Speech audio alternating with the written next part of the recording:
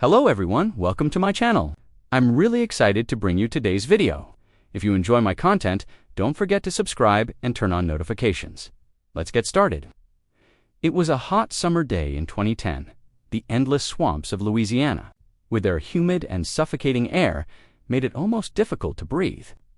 34-year-old Rick Thompson was an experienced nature explorer who loved spending time in the wild. That day, as usual, he decided to go on an exploration trip. He launched his small old kayak into the water, packed a few essential supplies in his bag, and started paddling deeper into the swamp. At first, everything seemed to be going well. As his kayak glided slowly over the water, he moved between massive cypress trees and moss-covered branches. The sounds of birds, croaking frogs, and fish jumping onto the water's surface created a natural symphony.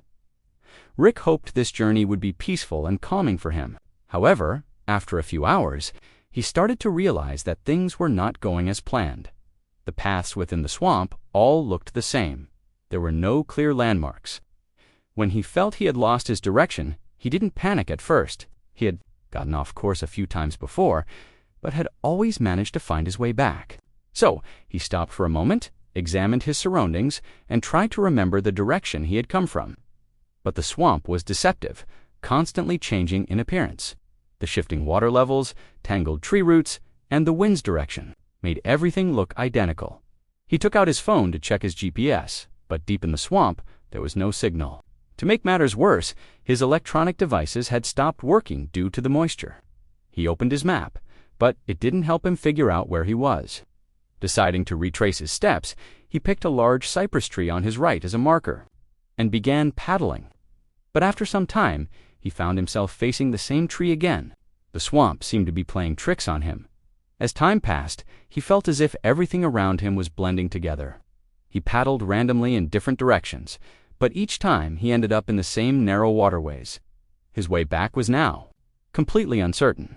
The air grew heavier, the temperature rose, and the humidity became unbearable. His shirt was drenched in sweat, and droplets ran down his forehead, stinging his eyes. Hours had passed, and Rick had to accept the harsh reality was completely lost. He stopped paddling for a moment to listen carefully to his surroundings. Maybe he could hear a boat engine in the distance, or the sound of human voices, but the only sounds were the buzzing of mosquitoes over the water and the distant calls of animals. A wave of fear washed over him. He had no idea how to get out of here, and night was approaching. He needed to find another way to navigate. He decided to ration the water in his bag. Checking his supplies, he realized he had very little food, and he wasn't sure how long it would last. He couldn't afford to lose his confidence, but deep inside, he knew he was in serious danger. Deep in the swamp, lost and alone, Rick's fight for survival was just beginning. At first, he still believed he could find his way back. He continued paddling, trying to determine his direction, but everywhere he looked, it was the same trees, shallow waters filled with moss-covered logs, and endless muddy terrain. Even the sky was obscured by thick tree canopies, making it nearly impossible to navigate using the sun's position. He paddled for a few more hours, but every place he reached looked identical to the last dot. By the end of the day, exhaustion had set in, and hunger was beginning to take hold. He only had a small backpack with him containing a single bottle of water, a lighter, a small pocket knife, and a few snacks. The swamp's humid air was overwhelming, and his sweat-soaked clothes clung to his body. As night fell, a thick mist settled over the water. With his vision obstructed, he tied his kayak to a tree and decided to spend the night there. But the night turned out to be far more challenging than he had expected. When the sun went down, the swamp became an entirely different world. Strange noises echoed all around him, the never-ending buzz of insects, the croaking of frogs, and the distant growls of alligators. The eerie atmosphere unsettled Rick. He felt as if something could emerge from the water and attack him at any moment. Unable to sleep, he stayed awake until dawn, and as soon as the first light broke through the mist, he prepared to move again. By the second day, Rick was starting to feel the strain on his body. He tried to ration the water in his bottle, but the scorching heat made him feel even thirstier after each sip. Finding drinkable water in the swamp was nearly impossible. He knew that drinking the swamp water could be filled with bacteria and make him sick. Instead, he cupped his hands to collect the rainwater that had gathered in the crevices of tree trunks. It didn't completely quench his thirst, but at least it eased the dryness in his throat. The hunger was also becoming unbearable. He had only a few small snacks with him, and he had already consumed them carefully. Now he had no choice but to find food in the swamp. As he scanned his surroundings, he noticed some small wild berries growing on the tree branches. He hesitated, at first, since he didn't know if they were safe to eat, but he had to take the risk to survive. He ate a footh. The taste was sour and rough, but at least it was something in his stomach. However, these berries did little to sustain him. His body was rapidly weakening, and dizziness began to set in. At times, he lost his balance and collapsed onto his knees. The long hours under the relentless sun were dehydrating him and draining his energy. As Rick continued forward, he began to grasp just how merciless the swamp truly was. Wading through the water, he often found himself getting stuck in the thick mud and had to exert great effort to free himself. His kayak was now useless, as the swamp was becoming shallower, and in some areas, the dense mud completely stopped him. He had no choice but to walk. But each step had to be taken with caution. He couldn't see what lurked beneath the murky water. Several times, he slipped and fell into the water. At one point, he grabbed onto a floating log for support, only to freeze in terror. Thinking it was an alligator, he quickly pulled away, his heart pounding. Fortunately, it was just a piece of wood, but he knew it was only a matter of time before he encountered a real predator. From that moment on, he made sure to stay away from the deeper waters. As the days passed, loneliness and uncertainty began to take their toll on him mentally. When night fell, he felt even more helpless. Surely people had noticed his disappearance by now and had started searching for him. But this was a vast, unforgiving place. Finding him would not be easy. The more time passed, the less hopeful he became that rescue would come. These thoughts weighed heavily on his mind, and his body was struggling more and more to endure the lack of food and water. His stomach twisted with hunger, his vision blurred, and even standing upright became a challenge. Several times, he dropped to the ground and remained still for minutes, forcing himself to gather the strength to move again. Everything was getting harder, but Rick knew he had to survive. No matter how slim his chances were, he couldn't give up. He had to pull himself together and keep going no matter what. By the third day, Rick felt like he was reaching the limits of his physical and mental strength. His determination from the first day and his desperate attempts to survive on the second day were now giving way to deep despair. Hunger and dehydration had drained him, but the worst part was the loneliness. The swamp stretched endlessly around him, and he no longer knew if help would ever arrive. His body was failing, his muscles were stiff, and his knees trembled. The gnawing hunger in his stomach felt like a growing void, and the thirst burned in his throat. He had been surviving on rainwater, but it wasn't enough. The few wild berries he had eaten had caused stomach pain. With no real nutrition, his dizziness and weakness worsened. Every step he took became more difficult. Each time he sank into the water, he had to fight his way out. When he got stuck in the mud, he had to drag himself free. With his weakening arms, it felt as though the swamp itself was trying to pull him down. At one point, he slipped and fell face first into the water. The cold, muddy liquid filled his mouth. He panicked, scrambling to get up, but his body was so exhausted that it took him several seconds to lift himself. His clothes were now completely soaked, and the humid swamp air made him feel even more miserable. As the days dragged on, loneliness and fear began to consume his mind. At night, the sounds of the wild never ceased. The rustling of snakes slithering through the underbrush, the movement of unseen creatures in the water, and the deep growls of distant alligators echoed in his ears. These sounds replayed in his mind, making him feel as if he was about to be attacked at any moment. He was losing strength. He was losing hope, and yet, deep inside, he knew he couldn't surrender. On the first night, Rick had slept in his kayak, but he had now left it behind and was searching for an escape route on foot. At night, he curled up between the roots of trees, trying to sleep. However, every little noise startled him awake, and when he did manage to fall asleep, nightmares haunted him, visions of being lost in the swamp forever, slowly sinking into the murky waters with no one ever finding him. The line between reality and illusion was growing thinner. Hunger and thirst clouded his mind, making him lose track of time. He could no longer remember how many days he had been trapped in this unforgiving place, even as hopelessness crept in. His survival instincts kept him moving. At one point, he considered following the river's flow. Water always led somewhere. Maybe it could guide him to an exit. But the waterways in the depths of the swamp were intricate, some leading to other streams while others ended in dead ends. He walked along the water's edge for hours, only to realize that he had ended up in the same place again. Despair washed over him as he dropped to his knees. He muttered to himself, "I'm never getting out of here. No one will find me." Then he paused. He knew that if he gave up, he truly wouldn't make it out. Closing his eyes, he took a deep breath and tried to clear his mind. He had come this far. He could push himself a little more. Giving up meant death, and he wasn't ready to die yet. Slowly, he stood up. He took another deep breath and started walking again.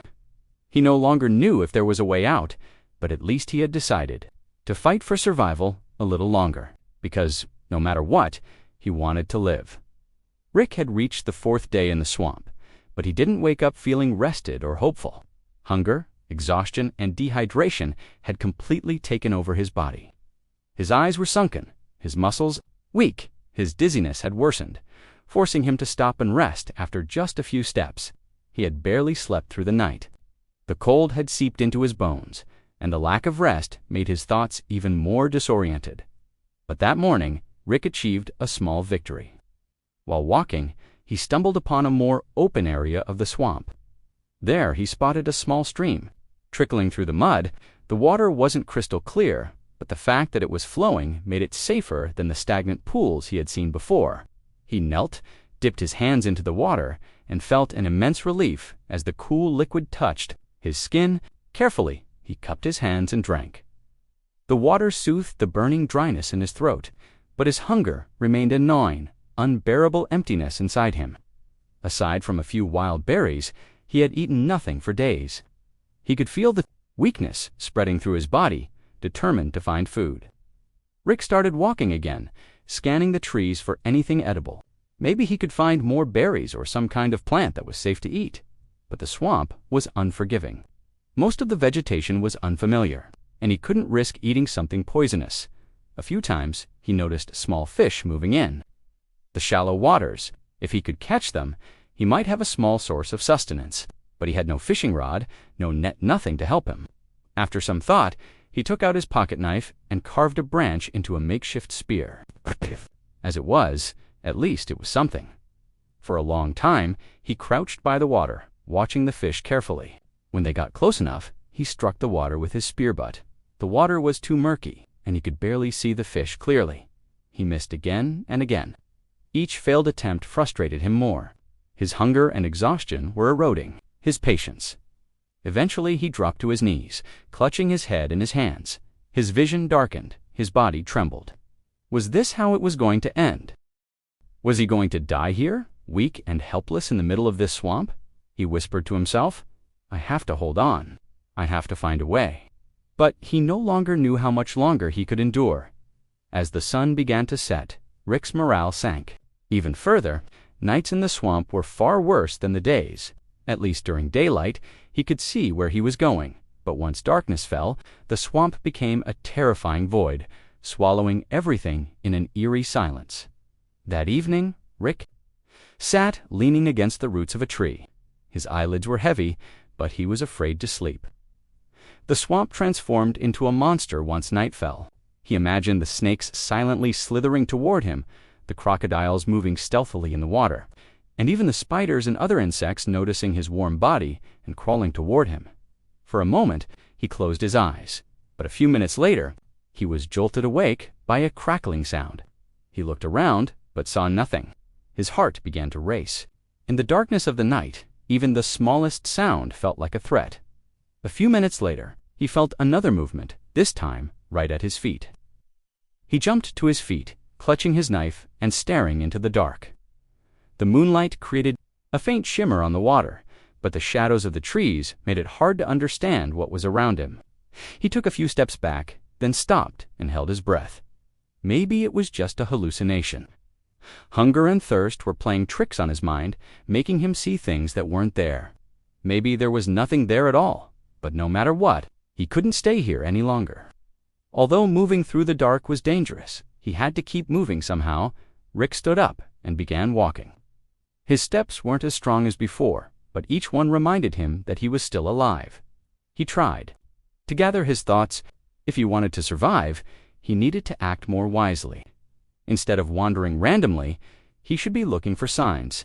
Maybe an animal trail, broken branches, or an opening in the swamp that could lead him to drier land. He carefully scanned his surroundings, looking for signs of life in the swamp. Because there was a rule in nature to survive. You must first observe nature and move in harmony with it. Then, something caught his attention suddenly. A group of birds took flight from the nearby trees. This meant something had scared them off. Maybe a predator, maybe something else. But whatever it was, it indicated movement. And where there was movement, there might be people. A small spark of hope flickered inside him. Despite his exhaustion, Rick gathered himself and decided to head in that direction. He still had a chance. Rick had now entered the 7th day in the swamp. His body was completely drained. Hunger and thirst had already surpassed their limits, and his mind had become foggy. As he walked, his balance faltered, and after a few steps, he had to stop and rest. His eyes kept closing, and his hope for survival was slowly fading away.